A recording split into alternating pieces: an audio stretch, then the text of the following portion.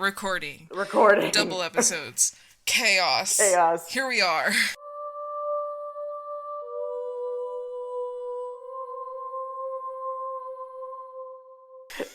Messiness. Technology. That's all. This is the content you've all signed up The for. smoothest of sailings. I've done. Oh, hi everybody. Welcome back to Oddities. I'm Cassie. I'm Kelly. Welcome back to Strange Town. Bum bum bum bum. I'm gonna say I'm Cassie again. You guys didn't know it. I'm Cassie. I'm recording. On my face? Are you at the face or no? No, we're just recording an app, but we are recording right now. Cassie's mom. Oh, okay. You can put that. Yeah, that's fine. Okay. Anyway,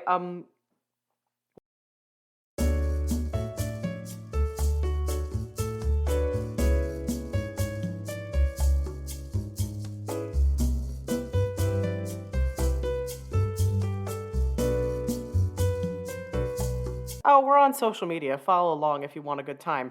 Also, we are on Patreon. For as low as $1 a month, you can get a bonus episode from us every week on there, available only to our patrons. And if you think that the 10+ minute introductions that you hear on this every week are out of control, all over the place, and whatever else, then I have news for you, because the Patreon episodes are that, like, amplified by, I don't know, maybe like 10,000. It's literally our brains melting. It is just, before you. I mean, yeah, if you really, truly, if you want to sign up for a weekly mindfuck, that's what you're signing up for. So, yep. and there also so many memes and things are included. And Cassie's editing skills are just chef's kiss. Thank you. I give myself a little chuckle over here when I'm doing this. I love your editing skills. Thank you so much. So anyway, if you're curious at all too, by the by, on our Instagram, and on our Facebook, whichever floats as your boats is, there we do like a little sneakity peekity every week, for what the episode is. You can get a little taste. A little taste of what our brains melting looks like. A little smidgen. But what I was going to say before I almost totally forgot to do an introduction at all, which is, you did the thing where you didn't save anything? That's par for the course. Yeah, of course I didn't save anything at all. Other than we've been playing the new Zelda game a lot. That's been a lot of fun. Michael has been playing the new Zelda game, and do you know who is also obsessed with it? Our oldest. I love that. He sits with Michael on the couch and watches the whole time. It is adorable. That is adorable. And he gives Michael strict instructions when he goes to bed. You're not allowed to play anymore. Oh, there you go. Does Michael listen? No. Michael, I have to say, though, the number of times that I have died on this game, it's not going well, but I'm still having a lot of fun. Like, I'm dying left and fucking... And by the way, it's not just dying, it is just obliteration. I'm dying in the strangest ways. And then, like, you have to build these things in the game, and I will spend ages building something that I think is just absolutely perfect, and then it doesn't work right. Or I put the fucking wheels on backwards, or like I just drive it off a cliff, or like, so it's just, but anyway, it's a lot of fun anyway. You might say why, and I would say I really don't know, because of the number of times that I've died. Yeah, my childhood. Yeah. So that's been a lot of fun. There's one thing, the youngest there came a point in the game where I guess there was a tree with fire in its stomach, and it was talking. I don't think Michael we've gotten had to defeat it, and that has burned an image in my youngest's head, and he keeps telling me that the trees out front are going to have fire in their stomach and talk to him, and I have to let him know that no, our trees are good and will not do that. Well, thank God. You know, there's a lot of scary shit in that game, and also it's really fucking annoying, and this is just like so fucking classic. There's this thing in the game called the Blood Moon, right? And it's like spooky, and like all the monsters come back, and it's like very spooky, whatever. It only fucking happens when I'm playing. Corey never has that shit. It's only when I'm playing, and it's not fair. And it's annoying to me. And then I have to go and I find myself a very tall tower away from everything until it's done, because I just can't. We don't have the time for that. We don't have the time or the patience for the Blood Moon. And that's really all there is to it. You know what? I think that's hilarious and I love it. Do you love that? It's so annoying. Corey never gets it. Also, there's these hands that come out of the ground with eyes in the palms. Those things are freaky. So, some wild shit. So, I get why the trees with the fire stomachs have been burned into his mind because all that other shit's been burned into mine. Hands. Hands with the eyes. Also, I want to know what drugs these people were taking when they developed this game because You what know the what? I fuck? asked the same question because I was Yeah, watching. I was like, I have questions. I have so many questions. like I mean, like what brand of ecstasy were we on Yep. specifically? Because this is like, yeah, I don't know. What was it laced with? I don't. Some of this shit is fucking wild. There's these birds that talk to you. I don't know. Yeah. Anyway, what's going on in your world? Yeah, I did the same thing. I didn't save anything. Good, excellent. Well then, fun treat for everybody that hates these. We're only 5-6 minutes or so in today, Yeah, so. and even funner treat, we both have legends for you all today. Ooh, it's a legend. Ooh, a spooky laugh. So yeah, we got a spooky little fun legendary, legend filled. Legend, wait for it. Wait for it. I hope you're not lactose intolerant because the next word I'm Dairy. gonna say is dairy. Shall we? That was so dad joke of you. I love That it. was from. I can't take credit. That was How I Met Your Mother. I know that was How I Met Your Mother. Was Okay. that, but like, I know he was like, legend, wait for it, dairy, but I never heard the legend, I hope you're not lactose intolerant, dairy. I I'm never almost. heard that part of it. I'm almost positive he said that. Well, I don't think I'm clever enough. Well, I don't know. Maybe I am Maybe you clever are enough. that clever. If Barney Stinson didn't say it in How I Met Your Mother, then consider it trademarked. It's mine now, and fuck all you. I'm Boom. about to make money off of that. Yeah, not fuck all of you. I love all of you. I take it back. I'm sorry. Please still They're all listen to us. sweet little spooky babies. Be nice to them. Yeah, it's our fun little spooky little odd fam. We have the best fucking listeners. I will Yes, we die on do. that hill. Yeah. So, okay, right. Shall we? I started last time. So I guess I'll start this time. It's incredible to me that I remember that I started last time. Well, I we never could just did remember. it. But listen, if you listen to any of the past doubles, I'm always like, so who went last time? Well, that's true. That's So true. I'm sharp as a tack. All right. Well, on You're that like, note, all right. All right, go ahead. I'm covering El Silbon, which Ooh. translates to the whistling man.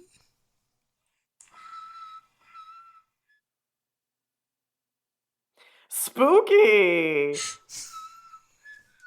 I didn't mean to do it twice, but there you go. But it was so good you Um, needed to do it twice. that is thank you. The whistling and the topic is thank you to cousin Nathan. Thanks, cousin Nate. He's a world-class whistler. Yes, he is. Wow. I had to add it in. It just needed to happen. It's so catchy. Do, do, do, do. Yeah. Hell yeah. And this this one's a little spooky in my opinion. A Ooh, little, ooh, fun, funky, fresh, spooky. I got a bit of the goosebumps while reading the legend. Really? Ooh, Yes. So, oh, good. I want to shit also myself. I got a little bit, and maybe it's because I'm looking at the photo, but Oh, I got okay. Slenderman vibes Oh, I'm gonna look it up now. You know my ass is Googling it. So because it's the he has Whistling Man? very, yes, he has very long limbs, Oh. and yeah, Oh. You know what? Okay. He looks like a big, lanky scarecrow boy. yeah. Oh, Okay, he yeah, is. You see that? I think it's the pants. it's the pants. Maybe the hat as well.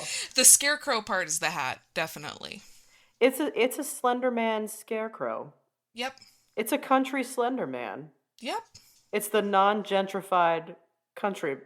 No, Slender Man. You know? Yep. Everybody understand what I'm trying to say? Great.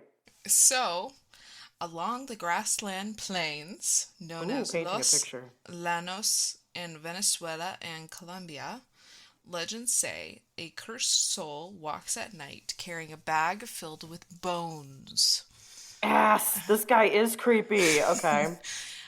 Bones of his victims. If you Oh. ever if you're ever out and hear someone whistling, run. Run. We don't need to investigate that. For El Silbon gets you. Your soul will be cursed to walk along the plains searching for your bones. How can you walk without bones? I guess you're You're just just this mist. Yep. You're a mist of a person. Well, you Oh, know what? oh. Yeah, I don't like that. I don't like that. Well, this guy's a dick. Okay. There are multiple versions of how El Saban came to be. The most common origin revolves around a young, spoiled teen who took his anger out on his father. Oh, So, oh. Daddy yes, issues. Okay. clear father issues. Yeah, big padre issues. Long ago, as far back as the 18th century, a small family lived along Los Llanos. The family consisted of a mother, a father, and their teenage son, the boy's grandfather, who is said to have strict family values. Okay. Sure. Being the only child, the boy was pampered every moment of his life and became a spoiled brat who always got what he wanted. Wow. That was the first problem right there. There it is. All right, we've got a spoiled little shit. Okay. One summer night, the boy demanded venison for dinner. So his father grabbed Demanded. his hunting rifle and set out to kill a deer. Night fell and the boy's father hadn't returned. Growing Uh-oh. angry, the boy questioned his mother, who suggested he go out and find him. Now furious. Why don't you go fuck around and find out, you little shit? Now furious, the boy set out carrying a sack and whistling as he walked. Uh-oh. A short time later, he found his father. On his way back home, empty-handed, his father apologized to the boy. In a blind rage, attacked his father, knocking him to the ground and stabbing him with a hunting knife. Oh. The boy disemboweled his father and cut Oh. away at the meat on his body. Satisfied with his kill, the boy filled a sack with his father's bones and another with the meat he wanted to eat. At home, the boy gave his mother the meat to cook and said his father would return soon. Oh. Oh. As she cooked the meat, the mother grew suspicious and questioned her son again. He finally admitted to what he had done, and she immediately told the boy's grandfather. Without saying a word, the grandfather grabbed the boy, dragged him to a tree outside, and tied him to it. Same. Yeah. The grandfather pulled out a whip and struck the boy over and over, tearing apart the flesh on his back. After untying the boy, he held him down and threw hot pepper and poured alcohol on his wounds, causing the boy to shriek in pain. Oh boy. The grandfather cursed the boy, telling him he would wander the plains for all eternity, carrying the sins on his back. Jesus. As the boy lay dying, the grandfather had one final punishment. He released 2 rabid dogs and directed them to attack his grandson. The dogs ripped the child apart, piece by piece, until the boy no longer breathed. Damn. Yeah. That's okay. Well, first of all, I have a few things, if you don't mind me interjecting. One, wow, I don't know where to start. One, nope, let's just carry on. It's always the kids. That's what number one is. It's always the fucking kids. Second, maybe I think perhaps, it's very uncool what the kid did to the dad, but I think Grandpa went like a little hard there. A little? I think we went a lot hard there. There was a lot that happened there. I don't care what century we were in. We don't need to be doing that. Also, why do we have 2 rabid dogs on hand?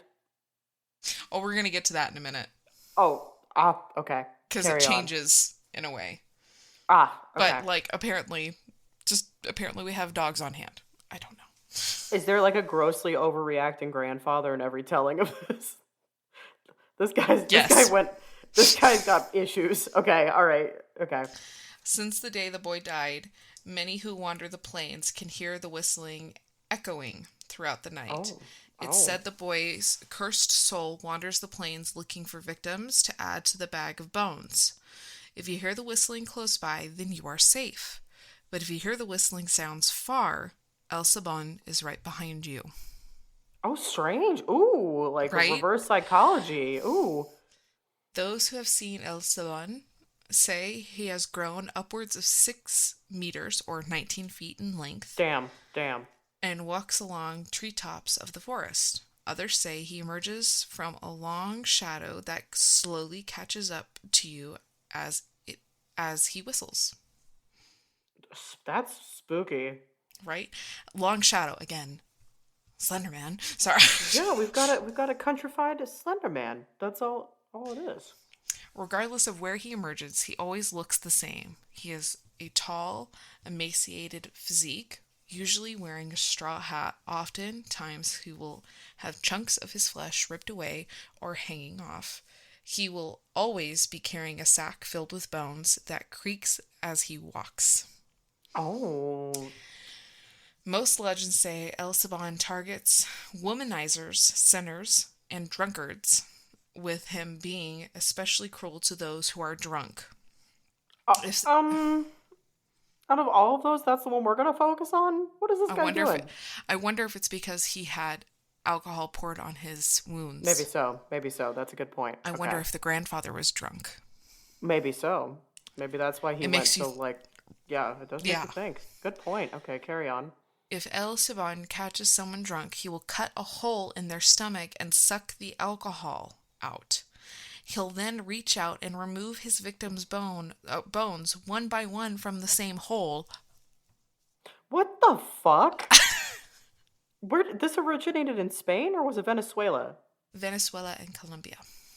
Venezuela and Colombia. Guys, are you okay? Like what is this is fucked up. Right? If this Okay. happens, the victim's soul becomes cursed and can no longer pass on to the other side. They are cursed for all eternity to wander the plains looking for El Silbon in order to get their bones back. In order to avoid El Silbon, it is said he'll stay away from barking dogs, the cracks of a whip, and chili peppers, Okay. as they remind him of the pain he suffered in life. Okay, now I feel a little bad. Also, but he didn't need to go and kill his father. Yeah. But also, Grandpa didn't need to go so hard. So, Yeah. okay. Wow.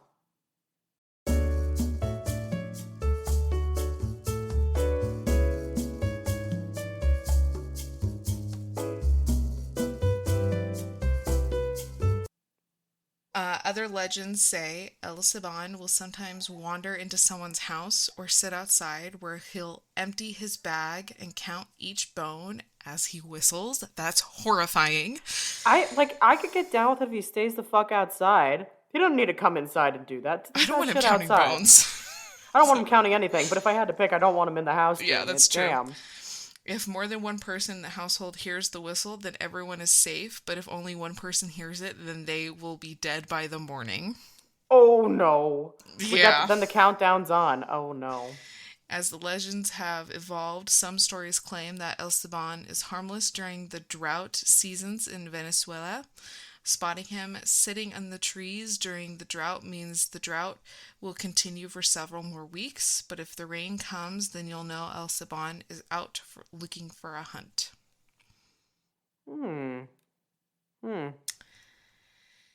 There are plenty of other variations of the legend of El Silbon. Some only change minor things, like the rabid dog was actually a demonic dog the grandfather cursed upon the boy.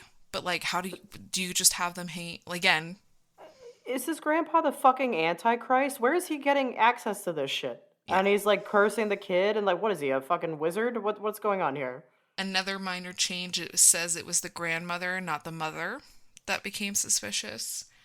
Okay. Another version of the widespread legend says that the boy was a young man who was engaged to be married. One summer night, he brought his fiancée to meet his parents, and while he was out, his father, I don't like saying this word, his fiancée, and then he killed his father. Oh, well, that's like way more justified in my mind. Yeah, but then like why was he so harshly I know, punished? right? Because So yeah, because to me so that that one doesn't make variation as yeah, completely off the table. yeah, Um that's true. so but did this actually happen? Right? Yeah, that is the question. The stories of El Saban are just myths and there's no basis in fact. The usual dead giveaway to this there's lack of names or other details. Um, Mm-hmm. Another big hint that this is all made up and is the huge variation. It's a legend. I It's mean, been he's a stories carried on by generations and generations and generations, and like I think maybe stories told by older generations to younger generations, maybe not to be out late. don't be out late, don't be like a spoiled shit. Like, yeah, Um, it's well, some um, say the monster of El Saban goes back up to 300 years, actually. holy Uh, shit. Okay, there's really no actual evidence of the story appearing until the mid 19th century. okay, In 1966, Venezuelan poet and writer Damasiago Delgado wrote the radio play entitled La Leyenda del Saban, The Legend of the Whistler. oh my, It was performed on the radio the following year, where it was an immediate success and gained national attention. oh, it's like War of the Worlds.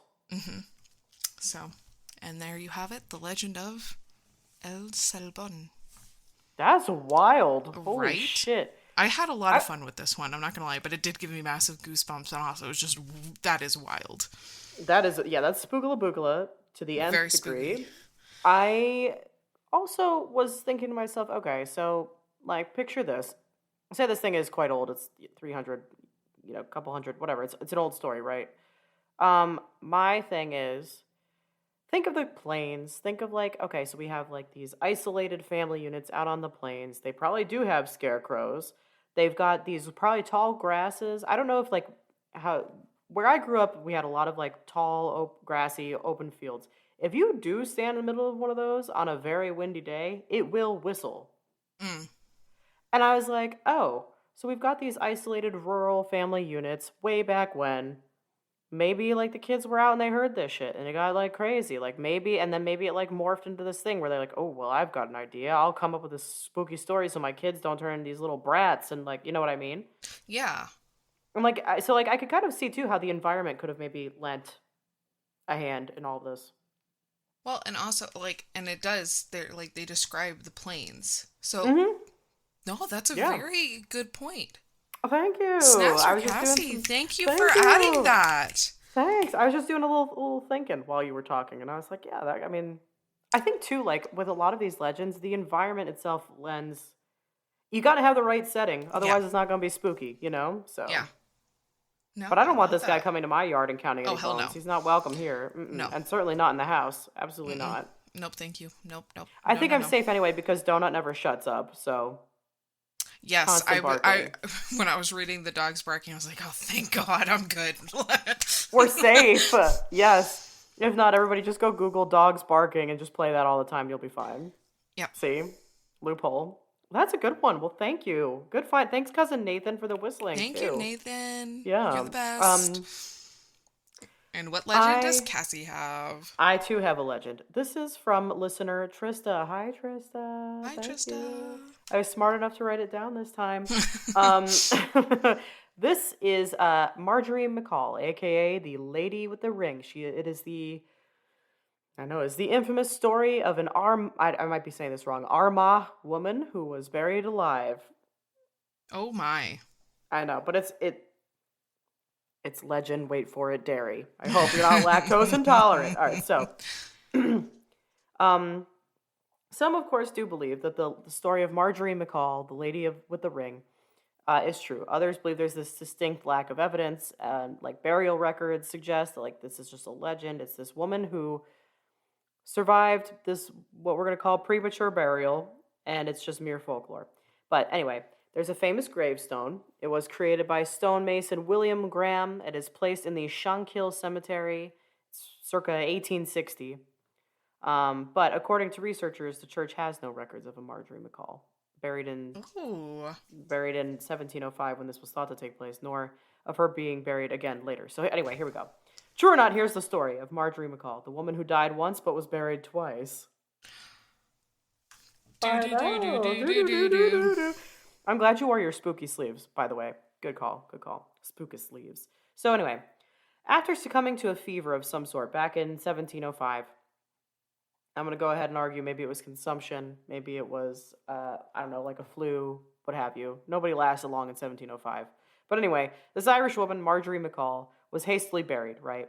And it was to prevent the spread of whatever it is that had done her in. Because at that point we had enough knowledge of, oh, it'll spread if it's a thing that's doing this. We couldn't explain much beyond that, but anyway. Marjorie, she was buried with this valuable ring that her husband had not been able to remove due to her body swelling after she died, whatever. And this made her an even better target for what was known as body snatchers, aka grave diggers.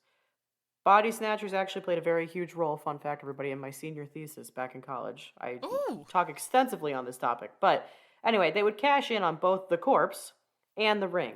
They would cash in on the corpse because at that time, there was a pretty fluid paradigm in the medical sciences, and they were starting to study bodies, and they didn't know where to get the bodies to study, and they had, they needed to do this for med schools, whatever. And so body snatchers would be hired by doctors and medical researchers, or they would just kind of do it as this black market thing, and they would go and they would dig up freshly buried bodies, provide them to the medical students, and then they would also take any valuables that were on the bodies. So anyway, that's just a little background.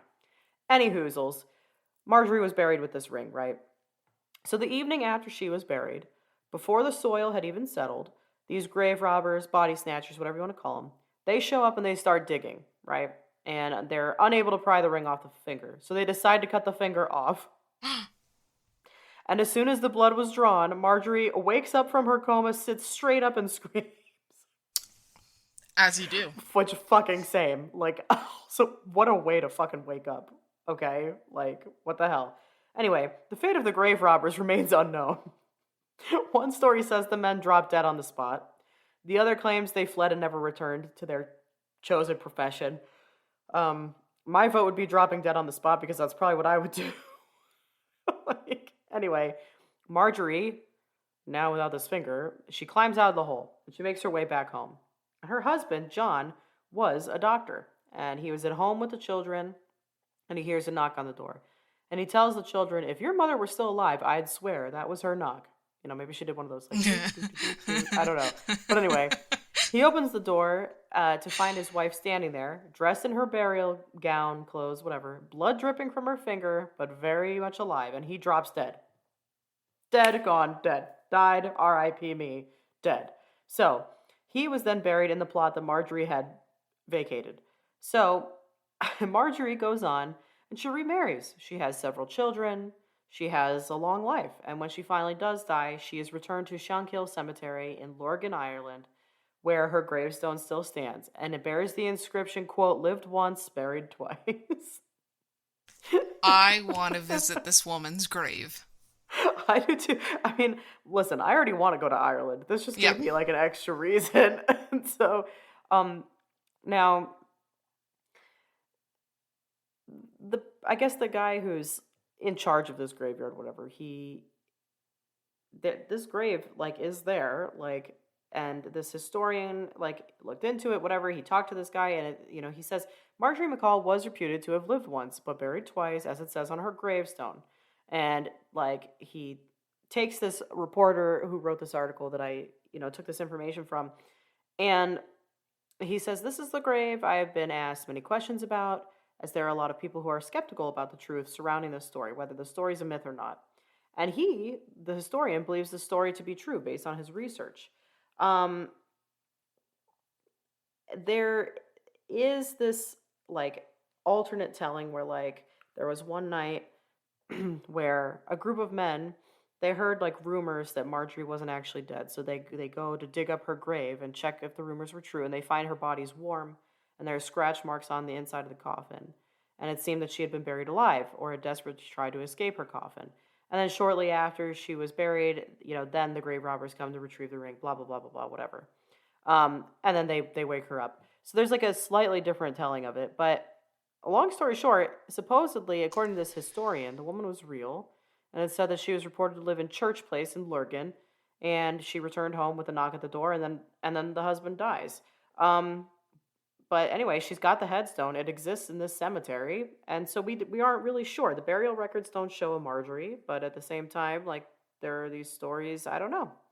I think it's pretty wild. There's nothing really spookala bookala about it. Um, When I was a kid, there was a woman I used to do animal rescue with who told me the story of the history of wakes and why wakes became a thing. is it to And make sure they're dead? it was to make sure they were dead. Oh my god. Because grave That's robbers wild. Yeah. started realizing, well, actually, maybe it wasn't because of grave robbers. I think she kitted it up for me. Made it Okay. less, maybe PG'd it for me. Okay. She told me that back in the day, they were running out of room Oh. for burials, and so Okay. they would share plots, and when they would go unbury people, they would see claw marks Oh. inside, and they realized they were burying people alive. So what they would do was they would then bury people, and they would bury them with a string attached to their finger. Oh, And the the bell. bells. Yeah. Mm-hmm. Yep.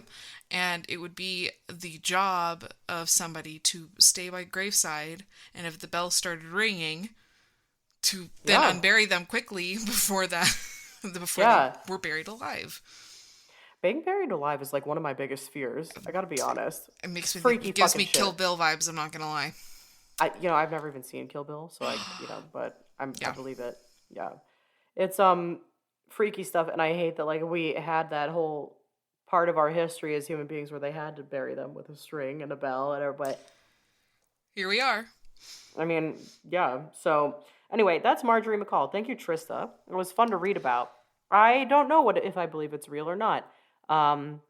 It could be. I mean, I don't Yeah. think it's out of the realm of possible. And I mean, there's a gravestone there, so I need to go visit that grave. yeah. And like, it also to me, it's like okay, so she doesn't have burial records. Like, okay, but we're talking about 1705, so There's that. Also, you know, her like. husband dropped dead. It's not funny, but oh god. But also it's hilarious. So anyway, thank you. This one was a lot of fun to do. This was the Legend Wait for It DARY episode, everybody. Let us know what you think. Yeah. And until next time. Stay strange.